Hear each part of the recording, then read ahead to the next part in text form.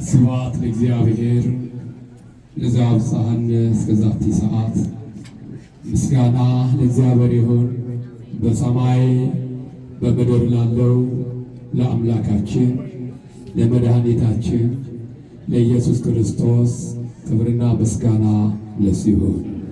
ክቡር መላከ ፀሐይ ቆሞስ አባ ወልደ ሰማዕት የዚህ ታላቅ ደብር ዋና አስተዳዳሪና የመንጋው እረኛ፣ ክቡር ሊቀ ሥልጣናት ቆሞስ አባ ገብረ ሥላሴ የአንጋፋውና የታሪካዊው ታላቅ ቀዳም የደብረ ቀራንዮ ቤተ ክርስቲያን መድኃኔዓለምና የቅዱስ ገብርኤል የሁለቱም ገዳማትና አድባራት ዋና አስተዳዳሪ ክቡር አባታችን አባ ገብረ ማርያም የአዲስ አበባ ሀገረ ስብከት የገዳማትና የአድባራት መምሪያ ዋና ኃላፊ፣ መልአከ ገነት መምህር ዘላለም የሰሚት ሩፋኤል ቤተ ክርስቲያን ዋና አስተዳዳሪ፣ የገዳማትና የአድባራት አስተዳዳሪዎች፣ የሕዝብን ልብ በዝማሬ የምታረሰርሱ ዘማሪያን፣ ከሕዝብ ወጥታችሁ የሕዝብ ጸጥታ የምታስከብሩ የመንግሥት አካላት፣ ማንም ሳይጠራችሁ በዚህ በቅድስና ስፍራ ከሩቅም ከቅርብም የተሰበሰባችሁ እጅግ አድርጌ መወዳችሁና የማከብራችሁ ክቡራት እናት አባት ወንድሞቼ በወደደንና በደሙ ዋጅቶ በገዛን በመድኃኔዓለም ስም እንደምን ከረማችሁ? እንደምን ከረማችሁ? እንደምን ሰነበታችሁ? አሜን። እግዚአብሔር አምላክ የዘጋን ወንበር ለመክፈት ፈቅዶ ያወለቅነውን ልብሳችን እንድንለብስ የረዳን፣ ከዛ ከጨለማ ወደዚህ ብርሃን ያሸጋገረን፣ ከሰፈር መርጦ ደግሞ በቅድስና አደባባይ ያቆመን፣ ከዘፈንና ካሉባልታው ይልቅ ለእልልታውና ለዝማሬው አንደበታችን የቃኘልን የድንግል ማርያም ልጅ ስለማይነገር ስጦታው ስሙ የተመሰገነ ይሁንልን። አሜን።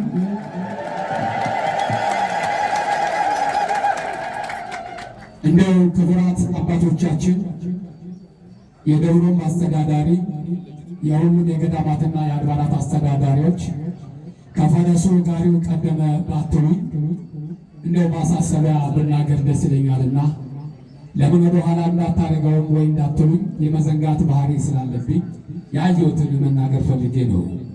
አንደኛው ከተፈቀደልኝ የደብሩን ሰንበት ተማሪዎች ሳላመሰግን አላልፍም። ጥር 5 እንደ እግዚአብሔር ፍቃድ ከብዙ ዘመናት ከብዙ ጊዜ ቆይታ በኋላ መጥቼ ያየሁት ነገር ነበርና ያን ነገር እንዲያስተካክሉ በመናገር የዲያቆናቶችን አክሊል ተደርጎ ሳይ እንዴት ከቤተ ክርስቲያን አስተምሮ ስርዓት ይሄ አግባብ አይደለም፣ ግን እናንተ ብቻ ሳትሆኑ ሌሎችም መሰል አድባራት ይህን እያደረጉ ነውና አይቶ ማየት ማለፍ ደግሞ ከባድ ነው። ሰለስቱ ምዕት ምዕራፍ 23 ላይ የሚናገር ነገር አለ። ካህን ሆይ በቤተ ክርስቲያን ስርዓት በተፋለሰ ጊዜ የሚያፋልሰውን ቅጣ፣ ግን የምትቀጣው ስርዓት ያፋለሰውን ብቻ ሳይሆን ተመልካቹን ስላላረመው ወይም ስላልገሰጸው እሱንም ቅጣ ይላል። ስርዓት የሚያፈልሰውን ብቻ ሳይሆን አይቶ ዝም ያለው ለምን ይሄ እኮ ስርዓት አይደለም ብሎ መቆጣ ሲችል ዝም ስላለ ተባባሪ ስለሆነ እሱንም ቅጣው ይላል። ስለዚህ አይቶ ማለፍ ስላልፈለግኩኝ ይሄ አለባበስ አክሊል መገኘት ያለበት በቤተ ክርስቲያናችን ብቻ ነው። መገለጥ ካለበት ደግሞ በዲያቆናቶች ብቻ እንጂ አግባብ አይደለም። 1 2 3 እያለ አድባራት እየበዙብን ነው ብዬ ተናግሬ የሚገርመው ነገር ዛሬ እንዲህ በአማረ ሁኔታ ከነ ግርማ ሞገሳቸው ከነ ጸጋቸው ስላገለገሉ የቤተ ክርስቲያን መልእክትን በአግባቡ ስራ ላይ ስለፈጸሙ ልጆቻችሁ በደንብ አድርጋችሁ አመስግኑ። በመድኃኔዓለም አመስግናቸው። ከትህትና ጋር እንደዛ ማሸብርቀው ለብሰው ጥር 5 ቀን ከላይ ፀሐይ የደበደባቸው የኛ አገልግሎት መቋሚያ እስከመያዝ ድረስ ነው፣ እስከ ዜማ ነው፣ ከዚህ በኋላ ይበቃናል ብለው ወደ የመሰብሰቢያ አዳራሻቸው አልገቡም። የዛሬ 3 ወር ዛሬም ልክ እንደዚሁ ፀሐይ ላይ ቁጭ ብለው አገለገሉ። ቁጭ ነው ያሉት፣ አልተበተኑም። ይሄ ነው ሰው ማስተማር ማለት፣ ፊደል ማለት ይሄ ነው። ሰው የሚያስተምረው አፉ ብቻ አይደለም፣ ምግባርም ያስተምራል። ሌላው ማሳሰቢያ፣ ክቡራት አባቶቼ፣ ታላላቅ አባቶቼ፣ ይሄ ህዝብ የምታዩት እዚህ ጋር ብዙ መሰናከል አልፎ ነው የሚመጣው። ብዙ መሰናከል መንገድ ላይ አለ። ባይገርማችሁ እንደው አንዳንዴ አርፍዶ መምጣት በእግር መምጣት ጥሩ ነው። አንዳንዱ ባለቤት አልባ ብሮሸር ወረቀት እየተበተነ ጉዞ ነው እያሉ ህዝቡን እያታለሉ በጉዞ መልክ እየወሰዱ የሚወስዱ ሰዎች ግን ከቤተ ክርስቲያን ከመኪናው ሳይወርዱ እዛው ካቲካ ላይ እየጠጡ ገዳም ወርደው የማይሳለሙ ህዝቡን ተሳለሙና ይላሉ። ቆርበን እንኳን ለሚመጡ ሰዎች ጊዜ የማይሰጡ በዚህ ሰዓት ካልመጣችሁ ጥለናችሁን እንሄዳለን እያሉ እንደገና በመኪና ውስጥ ማን ሹመት እንደሰጠው የማይታወቅ ሰባኪ ነን እያሉ የታድሶን ትምህርት እያስተማሩ ህዝባችንን ቤተ ክርስቲያን እንዲዳፈር ካህናትን ክፉ ነገር እየተናገሩ ካህናትን እንዲጠሉ እያደረጉ ጉዞ እያዘጋጁ ትልቅ ሴራ ጠንስሰውብናል። ብዙ ወረቀት እየተበተነ ነው። ስመጣ ያየሁት የአቅሜን የጸጥታ አካላት እየሰጠው መጥቻለሁ። አንዳንድ ምዕመናን ደግሞ እጃቸውን እየዘረጉ ወረቀት ይቀበላሉ። እባካችሁ እንደ እርግብ የዋህ እንደ ባብሉ ሁኑ ተብለናልና ይሄ ባለቤት አልባ ለሆነው ጉዞ ማን እንደሚያዘጋጀው ላልታወቀ እምነታችን ለሚያጠራጥር የት እንደሚወስዱን ለማናቀው ስንሄድ እንኳን ዋስትና የለንም። ለምን ቤተክርስቲያን አልወከለችማ? ከዚህ ብትነሱ አሁን መነሻችሁ ከየት ነው ቢባል ከአያት አቡ ለምን ደብዳቤ ጻፍላችኋል? እዛም ተቀባይነት ይኖራችኋል። ዋስትና አላችሁ። ዋስትና ለሌለው ነገር ባካችሁ አትጓዙ። ይሄ ባለቤት አልባ ለሆነ ወረቀት ለሚበተን እጃችሁን አትዘሩ። ሌላው መስቀልና ቆባችን አድርገው ለቤተ ክርስቲያን ገቢ መስራት እዚህ ጋር ነው። እዚህ ዋናው በር ላይ ቆሞ በቪዲዮ ማስቻችኋለሁ፣ በፎቶም ይዣችኋለሁ። ለሚጠይቀኝ አካል አሳያለሁ። ሰማያዊ ካባ ቀይ ከፋይ ቆብ መነጽር ያደረጉ በሽመት የተከበቡ ገቢው ለቤተ ክርስቲያን ነው እያስመሰሉ እያሳለሙ የእመቤታችንና የአቡነ ገብረ መንፈስ ቅዱስን ስዕላትን ይሸጡ ነበር። እዚህ ሌሎችም አሉ እና ይሄንን ማስከበር የሚችሉት መላከ ፀሐይ አይደሉም። ይሄን ማስከበር የሚችለው መጋቢ አዲስ ስብከተ ወንጌል አይደለም። ለቤተ ክርስቲያናችን ቤቱ ሲደፈርበት ማን ነው ዝም የሚለው? እባካችሁ ለሃይማኖታችሁ ዘብ ቁሙ። እንዲህ የሚያደርጉ ሰዎች በኋላ ሰክረው ስታዩ አይ የቤተ ክርስቲያን ነገር እኮ መጨረሻው ትላላችሁ። ራሳችሁ ሰጣችሁ፣ ራሳችሁ አስክራችሁ፣ ራሳችሁ ደግሞ አንገት ትደፋላችሁ። ስለዚህ እባካችሁ ስለ መድኃኔዓለም እኔ አቅም የለኝም፣ ሰማይ ትስማ ምድር ታድምጥ እንዳይፈረድብኝ ከራሴ ላይ ነፃ አውጥቻለሁ። እግዚአብሔር ከሁላችን ጋር ይሁን። አመሰግናለሁ አባቶቼ። እንደ እግዚአብሔር ፈቃድ የትምህርታችን ርዕስ የሚሆነው የጻድቃንን ሞት እኔ ልሙት ርዕሳችን ነው። የጻድቃንን ሞት እኔ ልሙት ፍጻሜም እንደነሱ ይሁን ርዕሳችን ነው። ምንድን ያልኳችሁ? የጻድቃንን ሞት እኔ ልሙት። ኦሪት ዘኍልቍ ምዕራፍ 23 ቁጥር 10 ያለው ኃይለ ቃል ነው። የጻድቃንን ሞት እኔ ልሙት። ይህን የተናገረው ታላቁ ነቢይ ነው። ለምን እንዲህ አለ? የጻድቃንን ሞት እኔ ልሙት። እውነቱን ነው። ጻድቃን ቢቆዩ ብዙ የሚሰሩትን ስራ አለ። ጻድቃን ቢቆዩ ብዙ የሚያስታርቁት፣ ብዙ የሚያማልዱት፣ ብዙ የሚያቃኑት ነገር አለ። ይሄን ያየ ነቢይ ነው። የጻድቃንን ሞት እኔ ልሙት አለ፣ ፍጻሜም እንደነሱ ይሆናል። ደስ የሚለው የመጨረሻው አረፍተ ነገሩ ነው። ፍጻሜም እንደነሱ ይሁን። ዋዛ ፈዛዛ እየተናገርኩ ባልባሌ ነገር እንዳልሞት ፍጻሜን እንደነሱ ያደርግልኝ አለ ነቢዩ። የጻድቃንን ሞት እኔ ልሙት። ይሄን ያነሳንበት ርዕሱን ምክንያት አለ። ዛሬ የምናከብረው በዚህ ዕለት የጻድቁ የአቡነ ገብረ መንፈስ ቅዱስ የዕረፍታቸው በዓል ነው። በቤተ ክርስቲያናችን ታስቦ ተከብሮ ይውላ። ጻድቁ አባታችን አገራቸው ግብፅ ነው። አገራቸው የት ነው? ግብፅ ነው።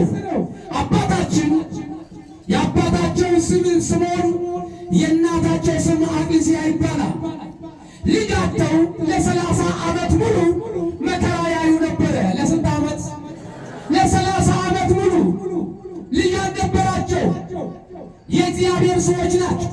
እግዚአብሔርን የሚወድ እግዚአብሔርን የሚያከብ እንደ ቃል እንደ ስርዓቱ እንደ ሕጉ የሚኖሩ ነበር። ነገር ግን ክርስቲያን መከራ ይበዛበታል። ክርስቲያን በመከራ ይፈተናል። አባታቸው ስምዖን እናታቸው አቅልስያ ምንም የእግዚአብሔር ሰው ቢሆኑ ነገር ግን ፍሬ የማግኘቱ ጉዳይ ልጅ የመውለዱ ጉዳይ ዘገየ ይላል። ዘገየ ሲባል ለ10 ዓመት አይደለም። ዘገየ ሲባል ለ15 ለ20 ዓመት አይደለም። ድፍን የ30 ዓመት የጎልማሳ ዕድሜ ያክል ፍሬ አጡ፣ ልጅ አጡ። ልጅ በማጣታቸው ምስጋናቸውን አላቋረጡ። ልጅ በማጣታቸው በእግዚአብሔር ላይ አላጉረመረሙ። ልጅ በማጣታቸው እግራቸውን ከቤተ ክርስቲያን አልገሩ። ማነው ዛሬ እግዚአብሔርን ጠየቁ 10 15 ይኸው ድፍን 20 ዓመት ሞላኝ እግዚአብሔር የለም የሚል አባታችን ስምዖን እናታችን አቅልስያ ግን ተስፋ ሳይቆርጡ እግዚአብሔር አንድ ቀን ይሰጠናል በማለት በእግዚአብሔር ታመኑ። በማታመኑ አልኳችሁ፣ በእግዚአብሔር ታመኑ። በእሱ እንድንታመን እግዚአብሔር ይርዳል። ዛሬ ተስፋ የሚያስቆርጠን ብዙ ነገር አለ። ተስፋ የሚያስቆርጠን ጥቂት ጾመን ጥቂት ጸልየን በእግዚአብሔር እንዳንታመን በግራ በኩል ያለው አሾክሻኪ እንዲላ እንደ አንቺ እንደምትጾሚው አንቺ እንደምትጸልዩ አንቺ እንደምትሰግጂው ሁለት እግዚአብሔር ቢኖር አይሰማሽም ነበር። እግዚአብሔር እኮ ስለሌለ ነው ይልሻል። ያን ጊዜ የእሱን ሀሳብ ትቀበይና አንቺ አዎ እግዚአብሔርማ እኔን ረስቶኝልን ትያለሽ። እግዚአብሔር ቢረሳሽ እግዚአብሔርማ ቢረሳ ወገኖቼ ማታ በራችንን ቆልፈን ከተኛንበት ካልጋችን ላይ ረስቶን እዛው በቀረን ነበር። ረስቶን በቀረን ነበር። ከሞቱት መካከል እኛንም በደመረን ነበር። አይታችኋል። ትናንት የነበሩት ከቤተሰቦቻቸው ጋር ማታ ስራ ውለው ገብተው ሻይ ቡና ብለው እቤት እራት በልተው ትኩስ ቡና ጠጥተው ልጆቻቸውን ደህና ደሩ ነገ በጠዋት ስራ ገባለሁ ብለው ምኝታ ቤት ገብተው ተኝተው በዛው አሸንፈው ቀርተዋል። እኛ እናቅም፣ እግዚአብሔር የሚያቅላቸው ግን ዛሬ ጥሩምባ የተነፋላቸው ሰዎች አሉ። ትናንት አይቼው ትላላችሁ ደካሞች ነንና፣ ትናንት አይደለም በሰከንድ እግዚአብሔር መለየት ይችላል። በሰከንድ መለየት ይችላል። ነገር ግን ወገኖች ትዕግስት ያስፈልጋል። እግዚአብሔር ረሳን የምንልበት አንዳችን ነገር የለም። ቅድስት አቅልስያ የሰዎች ወሬ የሰዎች ማሽሟጠጥ ሞራሏን አልነካትም። በእግዚአብሔር ላይ እንድታጉረመርም አላደረጋት። ለ30 ዓመት ሙሉ ሲያዝኑ ኖረዋል። ሐዘናቸውን ልመናቸውን እግዚአብሔር ሰምቶ መጋቢት 29 ቀን ተጸነሱ። መቻፋችሁ መጋቢት 29 ቀን እኚህ የኢትዮጵያ ኦርቶዶክስ ተዋሕዶ ሃይማኖት የምታከብራቸው በመልካም ስራቸው የምትጠራቸው የግብፁ አንበሳ የኢትዮጵያው ባለውለታችን ገብረ መንፈስ ቅዱስ መጋቢት 29 ቀን ተጸነሱ። ታኅሳስ 29 ቀን ከጌታ ልደት ጋር ልደታቸው ሆነ፣ ተወለዱ። እኚህን አባት የሰጠን የአባቶቻችን አምላክ ስም የተመሰገነ ወገኖች። መጋቢት 29 ተጸንሰው ታኅሳስ 29 ቀን ልደታቸው ከጌታ ልደት ጋር እንዲተባበር ፈቅዶ ተወለዱ። በተወለዱበት ዕለት ብዙ ታምራት ተደርጓል። ምን ታምራት ተደርጓል? በተወለዱበት ዕለት ብዙ ታምራት ተደርጓል። በአገራቸው 300 ዓመት ኖረዋል። እኚህ ጻድቅ 300 ዓመት ሲጋደሉ በግብፅ ካሉት በረሃ በሲና በረሃ እየተመላለሱ ገደል ለገደል እየሄዱ አምላካቸውን ሲያመሰግኑ ኖሩ። 300 ዓመት ከቆዩ በኋላ ጌታችን መድኃኒታችን ኢየሱስ ክርስቶስ ወደ ኢትዮጵያ እንዲሄዱ እንዲመጡ ቃል ተናገራቸው። በመልአኩ በቅዱስ ገብርኤል መሪነት በንፋስ ሰረገላ ይዟቸው ይህችን ሀገር እንዲለቁ አደረጋቸው። ወደ ምስራቅ ወደ እናቴ አገርና ወደ ባረኳት ሀገር ስሜ ወደሚጠራባት ሀገር ትሄዳለህ። ከዚህ በኋላ 300 ዓመት በግብፅ ኖራ። ከዚህ በኋላ ግን በግብፅ የምትኖርበት ጊዜ አሁን ይበቃል አለው እግዚአብሔር። አባታችን ገብረ መንፈስ ቅዱስ ይህችን ሀገር በታሪክ አውቃታለሁ፣ በመጽሐፍም አነባታለሁ። ነገር ግን ሀገሯ ሩቅ ነው ሲሉ ሰማለሁ። ማንስ ይወስደኛል፣ ማንስ ያደርሰኛል ብለው በተናገሩ ጊዜ ጌታችን ኢየሱስ ክርስቶስ አብሳሪ መልአኩን ቅዱስ ገብርኤል እሱ በፊት መሪነት እንዲያደርስህ አዛለሁ ብሎ ባዘዘው መሰረት በንፋስ ሰረገላ ጭኖ መልአኩ ቅዱስ ገብርኤል ኢትዮጵያ እንዲረግጡ አደረገ። በዚህ ዘመን አባታችን ወደ ኢትዮጵያ የገቡበት ዘመን በ11ኛው መቶ ክፍለ ዘመን ወደ ኢትዮጵያ ረገጡ። በ11ኛው መቶ ክፍለ ዘመን ኢትዮጵያን ረገጡ። በወቅቱ ንጉሡ ላሊበላ የአዳዲን ማርያም ዋሻ እየፈለፈለ አገኙት። ንጉሥ ላሊበላ ዋሻውን እየፈለፈለ ከሱ እጅ ነስተው እሱም ከሳቸው እጅ ነስቶ አብረው ተቀመጡ በዛች አዳዲ ማርያም። ነገር ግን የእሱ ዋሻ መፈልፈል ጸጋው ስለነበረ የእሳቸውን ጸጋ ደግሞ ከተራራ ወደ ተራራ እየዞሩ አጋንንትን ማሳደድና ስለ ሰው ልጆች መማለድና መጸለይ ስለነበረ ከዚህ የመኖር ጊዜ አሁን አብቅቷል አላቸው። እግዚአብሔር በራእይ ገለጸላቸው። ውጣ አላቸው። ማለዳ ብድግ አሉ። ከንጉሥ ላሊበላ እጅ ነስተው ተሰነባብተው ከዛሬ ወዲህ ወደዚህ አልመጣም፣ እግዚአብሔር ወደ ላከኝ ይሄዳለሁ አሉ። ወዴት ጥለኸኝ ትሄዳለህ? አንተን የመሰለ አባት ማጣት አልፈልግም አለ ንጉሥ ላሊበላ። እኔስ ሥጋዬን ልቀጣ ነፍሴን ለፈጣሪ ላስገዛ ዝቆላ እሄዳለሁ። የት እሄዳለሁ? ዝቆላ እሄዳለሁ። ዛሬ ዝቆላ ማለት ወደዚህ ቆላው ዓለም እሄዳለሁ ማለት ቆላ ነው፣ በረሃ ነው። በዋብም በተለያየ ችግር ሥጋዬን ልቀጣት ለነፍሴ ላድር ዝቆላ እሄዳለሁ። ዛሬ ያንን ነው ላላ አድርገን ጠርተን ዝቋላ ያለው። ልክ እንደ እቲሳ ገዳም እቲሳ የተባለበት ትክክለኛው ስም አይደለም። እቲሳ የተባለው አባታችን እግዚአብሔር እናታችን እግዚአብሔርና አባታቸው ጸጋዛ በቶሎሚ የተባለ አስጨናቂ በደቡብ የነገሰ ንጉሥ እግዚአብሔርን በማረካት ጊዜ ወታደሮች ማርከው በወሰዱ ጊዜ እሳቸውን ለመግደል ባሯሯጠ ጊዜ ቀስት ወጥረው ሲል ወደ ባህር ውስጥ ገቡና እግዚአብሔር አምላክ ባህር ውስጥ እንዳይሞቱ እንደ ዮናስ ጋርዶላቸው ባህሯን ድንኳን አደረገላቸው ይላል። በዚህ ጊዜ ሕዝብ ሁሉ አልቆ የአባታችን የአቡነ ተክለ ሃይማኖት አባት ወደ ቀያቸው ሲመለሱ ሰው የለም፣ የሚጠይቁት ሰው አጡ።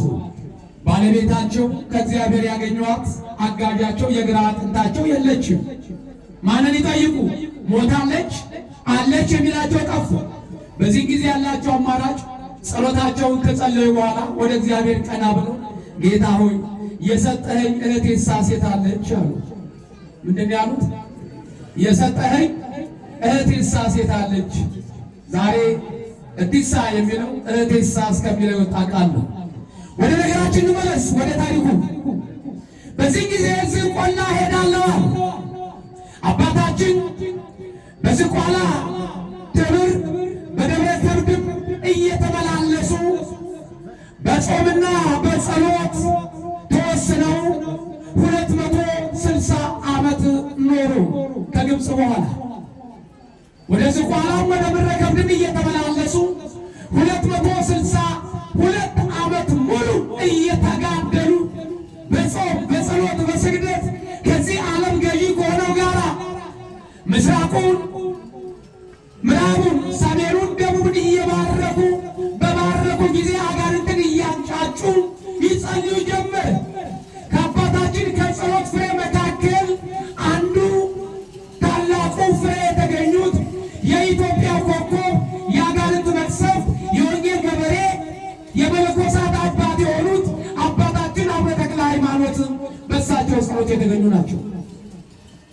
ይሄም እንዴት ሆነ ቢባል አባታችን ገብረ መንፈስ ቅዱስ በጸሎት እየተጉ እያለ ጌታ ሆይ የሀገሩን ሰርዶ በሀገሩ በሬ እንደሚታረስ ሁሉ እባክህን ከዚች ቅድስት ሀገር አዲስ ሐዋርያ ያስነሳላት እያሉ ይጸልዩ ነበር። ምን እያሉ? አዲስ ሐዋርያ፣ አዲስ መድኃኒት፣ አዲስ ወንጌል ሰባኪ እባክህ አስነሳላት እያሉ ያስተምሩ ነበር ወይ ይጸልዩ ነበር። በእሳቸው ጸሎት አባታችን አቡነ ተክለ ሃይማኖት እውነትም አዲሱ ሐዋርያ እንደ ሱራፌል እንደ ኪሩቤል 6 ክንፍ የተሰጣቸው ከ24ቱ ካህናተ ሰማይ አንዱ ሆነው ወደ ሰማይ ወጥተው ጌታ መንበሩን ያጠኑ ታላቅ አባ እንደ ሐዋርያ ወንጌል የሰበኩ እንደ ሰማዕታት የተጋደሉ እንደ ጻድቃን ቆመው የጸለዩ ታላቁ አባታችን ተክለ ሃይማኖት በእሳቸው ጸሎት ተገኙ። አባታችን አቡነ ገብረ መንፈስ ቅዱስ የጠፋውን በረከታችን ይመልሱልን፣ የጠፋውን በረከት ይመልሱልን፣ ያጣነውን ጸጋችን ያስመልሱልን። አባታችን ገብረ መንፈስ ቅዱስ አይደለም ጸጋን ማሰጠት ወገኖቼ፣ አዲስ መድኃኒት እንዲፈጠር የሚያደርጉ ትልቅ ባለ ጸሎተኛ ናቸው። በአባታችን በአቡነ ገብረ መንፈስ ቅዱስ ጸሎት ልታመን ይገባል። ለዚህ ነው መዝሙረኛው የጻድቅ መታሰቢያ ለዘላለም ይኖራል። የምን መታሰቢያ? የምን መታሰቢያ? የጻድቅ መታሰቢያ ለዘላለም ይኖራል። ለዘላለም ሲታሰቡ ሲዘከሩ ይኖራሉ። ዘላለም በማ በትውልዱ በትውልዱ ሲዘከሩ ይኖራሉ፣ ሲታሰቡ ይኖራሉ። ዛሬ ይሄን መታሰቢያ አድርገን ነው ወደዚህ የመጣ ነው። የአባታችንን ገብረ መንፈስ ቅዱስ በረከት ለማግኘት በዓለ ዕረፍታቸው በዛሬ ቀን ትልቅ ቃል ኪዳን የተቀበሉበት ቀን ቅዱሳን መላእክት ወርደው መዝሙረኛው ቅዱስ ዳዊት በገናውን ይዞ ዕዝራ መሰንቆውን ይዞ ድንግል ማርያም ከልጇ ከወዳጇ ጋር ወርደው በክብር የአባታችን ገብረ መንፈስ ቅዱስን ነፍስ እግዚአብሔር በክብር የተቀበለበት ቀን ነው። እግዚአብሔር አምላክ እኛን በክብር ይቀበል ወገኖች፣ በክብር ይቀበል። ለዚህ ነው ነቢዩ የጻድቁን ሞት እኔ ልሙት አለ። የጻድቁን ሞት እኔ ልሙት፣ ፍጻሜም እንደነሱ ልሁን አለ። እውነት ነው፣ ያጓጓል ፍጻሜያቸው። እውነት ነው፣ ሞታቸው ያጓጓ፣ በረከታቸው ያጓጓ። የጻድቁን ሞት እኔ ልሙት። ለምን? ምግባራቸውን አየ፣ ስራቸውን አየ፣ በእግዚአብሔር ዘንድ መወደዳቸውን አየ። እንደነዚህ የተወደዱ እንደነዚህ ፍጻሜያቸው ያማሩ ሰዎች በምድር ላይ 1000 ዓመት ሊኖሩ ምን አለ? የኔን ዕድሜ ወስደው የእነሱን ሞት ደግሞ እኔ በወሰድኩት አለ። ዛሬ በጎ በሚሰራ ሰው እንደው እግዚአብሔር የኔን ዕድሜ ለአንተ ይስጥ፣ ያንተን ሞት ለእኔ አድርገው የሚል ሰው አለ አለ? የለም። ምናልባት መንፈስ ቅዱስ እየቀረበው ካልወሰቀረ በፍጹም የእችን ዓለም በዚህ ምድር ላይ እኛ ተቀምጠን ምን አደረግንባት? ቅዱሳን አባቶቻችን ዋጋ አገኙ። እችን ምድር በአግባቡ ተጠቀሙባት። ይችን ከንቱ ዓለም። እስኪ ጥቂቷን ነገር እንመልከት። አባታችን ከእናት ከአባቱ ተለይቶ በመውጣቱ ምን አገኘ? አንደኛ ዓለምን ንቆ ለእግዚአብሔር መሆኑን፣ ዓለምን ንቆ ለእግዚአብሔር ማደርን ገንዘብ አደረገ። በአንደኛ ደረጃ ዓለምን ንቆ ለእግዚአብሔር መሆን። ይቺ ዓለም አብረቅራቂ ነች። ይቺ ዓለም እነ ዴማስን ያጓጓች ወንጌል ያስጣለች ነች። ይቺ ዓለም ይቺ ዓለም ብዙዎችን ያስኮበለለች ነች። በዘመናችን ብዙ ሰባኪያን ያስኮብልላለች። በዘመናችን ብዙ መምህራን ያስኮብልላለች። በዘመናችን ብዙ አባቶች ቆባቸውን አስላለች። ይቺ ዓለም ዓለም ከባድ ነች። ስሟ ቀላል ነው።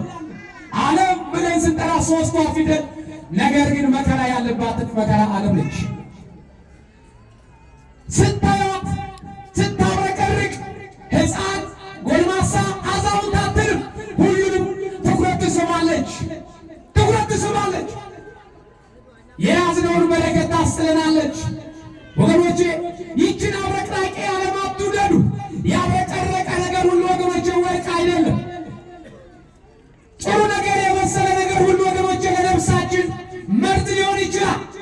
ያብረቀረቀውን ሁሉ ገዝተን አንገታችን ላይ የምናደርግ ከሆነ አንድም ነፍሳችን እናጣለን፣ ሁለትም ደግሞ ሌባ እናሳስታለን። ምን እናሳስታለን? ሌባውንም እናሳስታለን። ወርቅ መስሎ መጥቶ ገሎ ካየው በኋላ ይህ ወርቅ አይደለም እንዴ ብሎ ጥሎ ነው እሱ ለምን እናሳስተዋለን? ለሱ ምን ዘንለት ለምን ኃጢአት ተቀጥቷል? ነፍሳችንን ማጣ እሱንም አሳስተን ለምን? ስለዚህ እባካችሁ ይቺ ዓለም ወገኖች ገዳይ ነች። ብዙዎችን እያብረቀረቀች ውስጧ እያስገባች አስቀርታለች። አባቶቻችን እንዳታሰጥማቸው በእነሱ ዘንድ ዓለምን እንደ ሙት አድርገው አዩዋ፣ እንደ በድን አዩዋ። ሁላችንም እንዲህ ብንሆን ከራሴ ጀምሮ ጸጋችን በበዛ ነበር፣ መደመጥን ባገኘን ነበር። ምህላችን፣ ጸሎታችን፣ ስግደታችን፣ ምጽዋታችን ዓለም አያደርገው። ኢትዮጵያውያን ልዩ ነን፣ ግን እንመጸውታለን፣ እንጸልያለን፣ እንሰግዳለን፣ ገዳማት ለገዳማት እንዞራለን። ግን ይሄ ሁሉ እያደረግን ኢትዮጵያ ውስጥ ዛሬ መከራ አለ። አባቶቻችን ማህሌት ይቆማሉ፣ ሰዓታት ይቆማሉ፣ ኪዳን ያደርጋሉ፣ ቅዳሴ ይቀድሳሉ፣ ምህላ ይደርሳል፣ እንጮኻለን። ግን ዛሬም ኢትዮጵያ ውስጥ ረሃብ አለ። ግን ዛሬ ኢትዮጵያ ውስጥ መገዳደል አለ። ትክክለኛ ግን የሚጮህ ሰው ቢኖር ወገኖቼ እንደው እንደምንጾመው፣ እንደምንጸልየው፣ እንደምንሰግደው፣ ማህሌት እንደምንቆመው፣ ሰዓታት እንደምንቆመው፣ ቅዳሴ እንደምንቀድሰው፣ ምህላ እንደምናደርሰው ልባችን ቅንነት ቢሆን ኖሮ ወገኖቼ አይደለም ለኢትዮጵያ ለጎረቤት ሀገራቶች ለዓለም ሰላም በሰጠን ነበር። ግን ቁመታችን እንደ ድንጋይ፣ ጩኸታችን እንደ ቁራ ሆነ። ችግሩ ይሄ ነው። ችግሩ ይሄ ነው። ጩኸታችን እንደ ቁራ፣ ቁመታችን እንደ ድንጋይ ሆነ። ረጅም ሰዓት እንቆማለን። ገና ከ2 ሰዓት ጀምሮ ለአገልግሎት እንቆማለን። ገና ከ2 ሰዓት ጀምሮ እግዚአብሔር እናመሰግናለን፣ እንጮኻለን። ግን ለምንድን ነው እግዚአብሔር የማይሰማ? ለምንድን ነው ምሕረት ያጣነው? እግዚኦ በሉ እንባላለን፣ እግዚኦ እንላለን። ኢትዮጵያ ከመከራ ወጣች። አረ ቤተ ክርስቲያን ረፍት አገኘች ወይ? ከጊዜ ወደ ጊዜ ቤተ ክርስቲያን መከራ ገጠማት። ከጊዜ ወደ ጊዜ ክርስቲያን ታረደ። ከጊዜ ወደ ጊዜ መስቀል ማሰር ወንጀል ሆነ። ሰይጣን እየበረታ እኛ እየረከብን ሄደን፣ አባቶች እየተናቁ ወንበዴው እየተከበረ ሄደ። ለምን ይሆን? ለምን ይሆን? መቼ ነው ከልብ የምንጮኸው? መቼ ነው እሺ የምናለቅሰው? ምን ስንሆን ነው ወደ ፈጣሪ የምንጮኸው ከልብ? ኧረ ምን ስንሆን ነው በቅንነት መስቀል ይዘን የምንጮኸው? የጻድቁን ሞትን የልሙት አለ ፍጻሜ እንደነሱ ይሆን አለ። ኧረ ፍጻሜያችን አላማረም። እኛ ፍጻሜያችን አላማረም። ተራኪ ነን፣ ትርክተኞች ነን። ቅዱሳን ተጋደሉ፣ ጾሙ፣ ለፈጣሪያቸው አደሩ። እንተርካለን። ከትርክት ወጥተን እኛስ መቼ ነው የምንጾመው? ከትርክት ወጥተን የእነሱን ሥራ መቼ ነው የምንሠራው? ኧረ እግዚአብሔር ማስተዋል ያድለን ወገኖች፣ እግዚአብሔር ማስተዋል ያድለን። የጻድቁን ሞትን ያልሙት አለ። ሚስጥሩ የገባው ማስተዋል ያገኘ ነብይ እንዲህ ነው፣ እንዲህ ነው ወገኖች። ይህችን ዓለም ንቆ ማለፍ እንዴት የታደለ ሰው በዚህ ዘመን፣ በዚያ ዘመን፣ በዚህ ዘመን፣ በአስጨናቂው ዘመን ለነፍሱ ያደረ ሰው ምን ያክል የተባረከ ይሆን ወገኖች። እንደው በአግባቡ የሚጾም በአግባቡ የሚጸልይ አንደበቱ ክፉ ማይናገር፣ ጆሮ ክፉ የማይሰማ፣ ዓይኑ ክፉ ነገር የማይመለከት፣ ልቡ ክፉ ነገር የማያስብ፣ እጁ ክፉ ነገር የማይዳስስ፣ እግሩ ክፉ ቦታ የማይረግጥ ዓለምን የታደለ የሆኑ ወገኖች ይህ ፍጻሜ ያማረ ሰው። እንደኔ አይነቱ ግን እንደኔ አይነቱ የማይረባ ርካሽ ፍጻሜው ያላማረ ወየውለት። እንደኔ አይነቱ እኔን ለሚመስል ወየውለት። ዓይኑ ክፉ ለሚያይ፣ አፉ ክፉ ለሚናገር፣ ጆሮ ክፉ ለሚሰማ፣ እጁ ክፉ ነገር ለሚዳስስ፣ እግሩ ክፉ ቦታ ለሚረግጥ፣ ኧረ ወየውለት ወገኖች፣ ወየውለት። ምግባራችን አልቀድማል፣ ነጠላው ቀደመ። አማኙ ነጠላውን ይቀድመው፣ ነጠላውን ብቻ አጣጥቦ ነጠላውን ለብሶ ክርስቲያን ይመስላል። ውስጡን አጥቦ የሚመጣ ሰው ጠፋ። የእንደኔ አይነቱ ቢጤም የሚጨነቀው ስለ ልብሱ ነው። ቀሚሱን ለመልበስ እንጂ ጸጋውን ለመልበስ አይጓጓም። ጸጋ የሚገኘው ደግሞ በብልጠት፣ በብሔር፣ በጎሳ አይደለም። ራስን ዝቅ በማድረግ በመጾም በመጸለይ ነው። ሌላ በምንም አይገኝ። አባታችን ገብረ መንፈስ ቅዱስ 562 ዓመት በዚህ ዓለም ሲኖሩ ይህን ሁሉ ዕድሜ የተቸሩት በጎ ነገር ስለተገኘ ነው። እግዚአብሔር በጎ ነገር ስላገኘባቸው ቅንነታቸውን ስላይ ይህችን ዓለም ጥለው ንቀው ስለወጡ እኔና እናንተ ይህችን ዓለም ንቀን የምንወጣ ከሆነ ሞትን ማሸነፍ እንችላለን። በሥጋችን ብንሞት እንኳን በነፍሳችን ሕያው እንሆናለን ወገኖች። ሁለተኛ የምንመለከተው የእግዚአብሔርን ጥሪ መስማት። ሁለተኛው ምንድን ነው? የእግዚአብሔርን ጥሪ መስማትና መታዘዝ። እግዚአብሔር ያዘዘንን መስማት።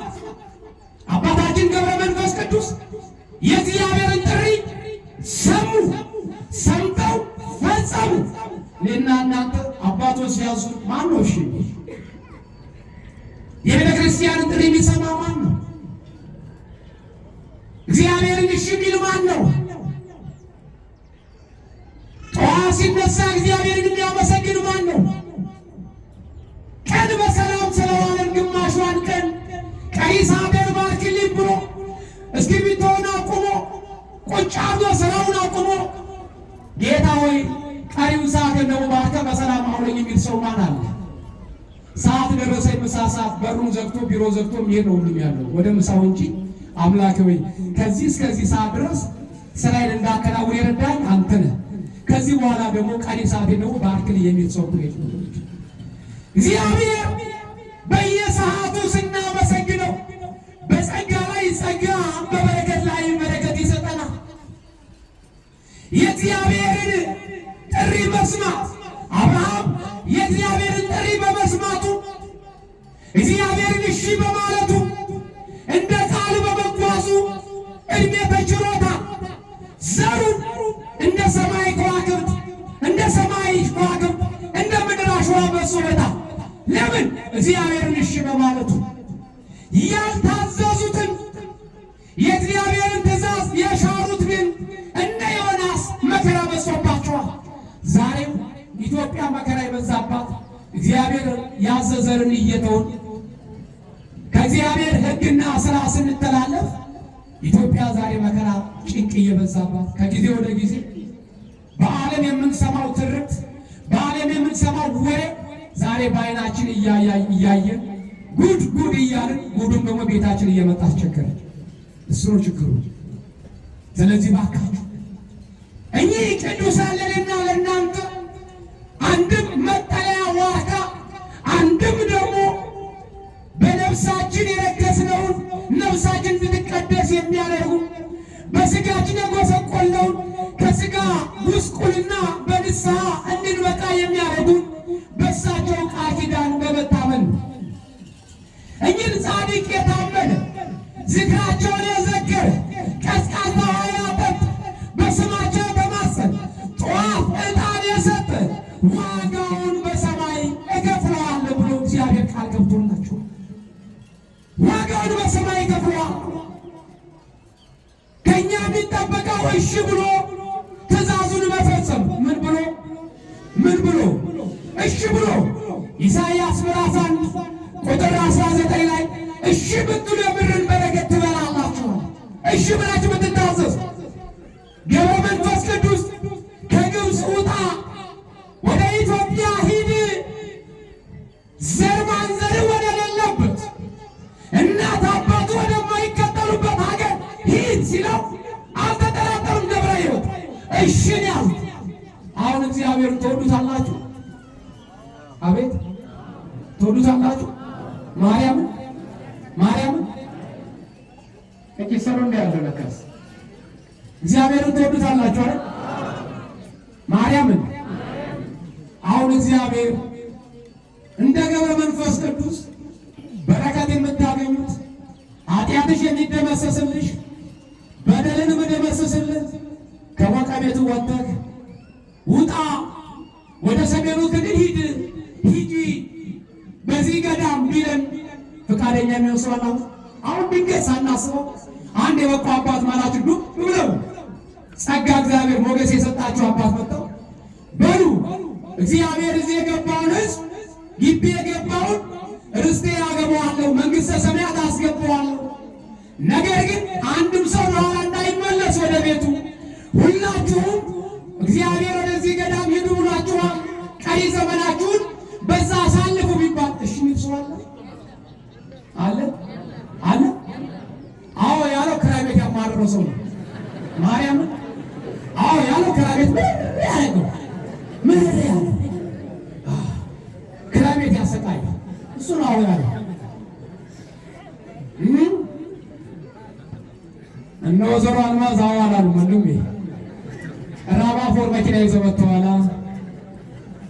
እቤት ምን የመሰለ ቤት ሰርተዋል እንዴ!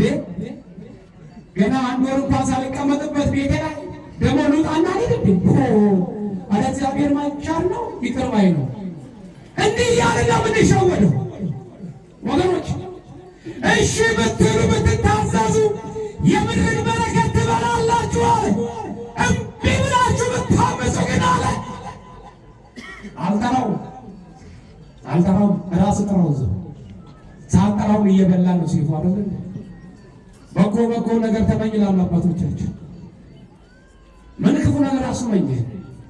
ድሮ አባቶቻችን ታላላቅ ወንድሞቻችን እንደ የተማረ ይግደለኝ ይባል ነበር። ምን የተማረ ይግደለኝ? ምን ያለ ይግደለኝ? ምን የተማረ ይግደለኝ? የተማረ ይግደለኝ ይባል ነበር ድሮ። አዎ ዛሬ የተማረ ሆነ ሰው አቆም ይገድለው መጣ። ይኸው የተማረ ይግደለኝ ተባለ። ዛሬ የተማረው ነው ሰው የሚያርደው። ሰው ሊማር የገባ ዩኒቨርሲቲ ተማሪ ነው ወንድሙ በድንጋይ ቢጨፈልቅ ነው ኮብልስቶን መጣ። ይኸው የተማረ ይግደለኛ እየገደለ ነው። የተማረው ከረባት አሳሪዋን እንደ እየገደለ ያስገደላል። በቴሌቪዥን መስኮት ብቅ ብሎ ምሁር ነው ያለው። የታሪክ ተመራማሪ ነው ያለው። ኢትዮጵያን ያረጋጋታል። ስለ አንድነት ይሰብካል ያለ ምሁር ሰው እኮ ነው።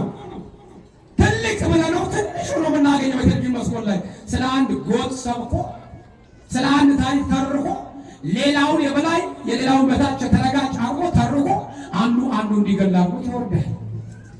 ይሄ ነው እንዲህ አልነበረም። የእግዚአብሔርን ጥሪ ተቀብለው ይወጣሉ። በእግዚአብሔር ይታመናል። በእነሱ የታመኑ ደጋግ አባቶቻችን ስማቸውን እየጠሩ ዝክራቸውን እየዘከሩ ዋጋ አግኝተዋል። ዛሬ ገድሉ ሲነበብ ገድሉ ሲተረክልን ማን ነው ይሄ እኮ ተረት ነው የማይል ማን አለ? እባካችሁ ወገኖች ተመለሱ። እንደው አንድ ነገር ልናገር፣ በረከታቸው ይደርብንና አባታችን ቀዳማዊ ጎርጎርዮስ የዘዋይ አንበሳ ልጆቼ በእንጀራ ብቻ ሳይሆን ውሃ ማጠጡ ይላሉ። ባልና ሚስቶች ናቸው። እነዚህ ባልና ሚስቶች አብረው ይኖራሉ እና ባልየው ትንሽ ቀጠን ያለ ሰካራም የጻፈው አንድ ቁጥር ይመስላል። ስጋ ቅብ ነው በጥቅሉ ስጋ የሚባል ሰውነት የለም። ሚስቱ ደግሞ ደንደን ወፈር ያለች ነች። ይቅርታ ወፈር ያላችሁ ሴቶች እንግዲህ ምሳሌ ነው ደግሞ እናንተን አይደለም። ወፈር ያለች ግዙፍ ነች እና ይጣላሉ።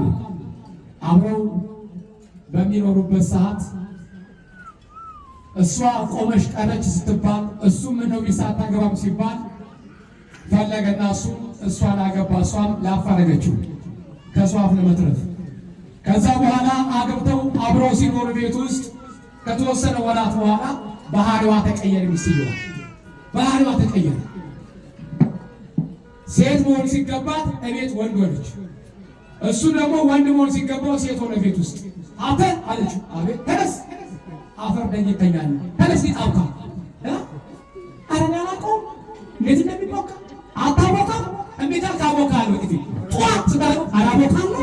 እሺ መሄድ ያቦካ ልብሴ ለጣፍ እሺ እምቢ ሲል ጧት በቃላ ግፊ ቡና ቁላ እሺ እምቢ ካለ በመቁያ ናታናቱን ትለዋለች። ከቤት እንዳወጣ ማዕቀብ ወጣበት። በቤት ወይዘሮ ሆነ፣ በእድር አቶ ነው። እሷ ደግሞ በውጭ ወይዘሮ ነች፣ እቤት አቶ ነች። እንዲህ የሚሆኑ ሰዎች እኮ አሉ ዛሬ። እንዲህ አይነት ባዳሚ ሰዎች አሉ።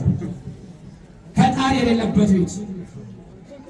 እኔ እኮ እድሜ ለኔ በላ አንተ በፌሳል እኮ የገባው እምቢ ካለ ፌሳል ይዘህ ትወጣለህ ብላ የምታስፈራራ ወዛዝርት ሴት እኮ አለች። ፌሳል ደግሞ ነው አንተ ነግሬሃለሁ አፈቁጭ በል እሺ የሚል ወንድ እንደሆነ ተፈጥሮ ግን ወንድነቱ የተሰለባለት ውስጥ ይደላችሁ። ይሄ ሰው ከሰው ጋር መገናኘት አቆመ። በዚህ ጊዜ እሷ ልጅ የምትወጣው እሷ የምትወጣው ከቤተሰብ ከጓደኞቿ አራቀችው። አንድ ቀን ሰርግ ጥሪ መጣ። ሁለት ካርድ መጣ። የሰርግ ካርድ ሁለት ቦታ እንዳትሄድ ግራ ገባት። በል አንተ እዚህኛው ሰርግ ሂድ፣ እኔ እዚህኛው ሰርግ ሄዳለሁ አለች። እሺ ብሎ የዛን ቀን ነፃነቱን አገኘ። ከቤት የወጣው በ9 ዓመቱ ነው። ከቤት የወጣው ባገባ በ9 ዓመት ከግቢ ወጥቶ ያውቅም። ሲረገጥ ነው የሚውለው፣ ሲደበደብ ነው የሚውለው፣ ሲደበደብ። ከዛ ሰርግ ቤት ገብቶ ሰዎች ቁጭ ብሏል፣ እሱም ጫፍ ላይ ቁጭ ብሏል፣ ወንበር ጫፍ ላይ። ከዛ ይገባበዛሉ ጓደኛ ማቶች። ብላ እንደ አንተ ይሄን መሰለ ድግስ አትበላም እንዴ ይባባላሉ። ባገቶኝ ትናንትና ማታ ከሚስቴ ጋር ተጣልቼ ማታ ሚስቴ ደብድቤያት ነበረ። ጠዋት ምን የመሰለ ቋንጣ ፍርፍር ሰርታ አብልታኝ ይሄን ድግሱን እንዳበላ ዘጋኝ ይላል። ይሄኛው ተደብዳቢው ይሰማል ዝም ብሎ አሃ አለ። ለካስ መደብደብ ለካስ ዋጋ አለው እንዲህ አለ። ከዛ በኋላ ኃይል እንዲያገኝ ሲስተር ጤናዬን አነሳና ቀው አረገ። ያቺን ዶክተሯን እሷን ጠጣ። ቢበቃው በስጥሩ ነበረ። ቢጫኑ ወሰደ። የመኳንንቱን ጠጅ ጠጣ፣ ቀላቀለ፣ ወሰደ። አሁን ስጋ ቅብ የመሰለው ሰውዬ በፊዚካሊ ታየው፣ በመንፈስ ወፍሮ ታየው። በቃ ወንድ ስሜት ተሰማው። እቤት ሲገባ ከማንኳኳት በግጫ በሩን መታ። ብርግድ አለ በሩ። ቁጭ ብላለች እሷ አንድ ሶፋው ላይ። አጂ አላት። ማንን ነው አለች። አንቺ ነው ምናምን ታያለሽ። ነይ ጫማዬን ፍቺ አላት። ጭራሽ አንጠልጣለ ነይ ጫማዬን ፍቺ የሚካሽ ይኸው በፊት ነው ምከርንብሽ አላት። ምን ታበቃለሽ?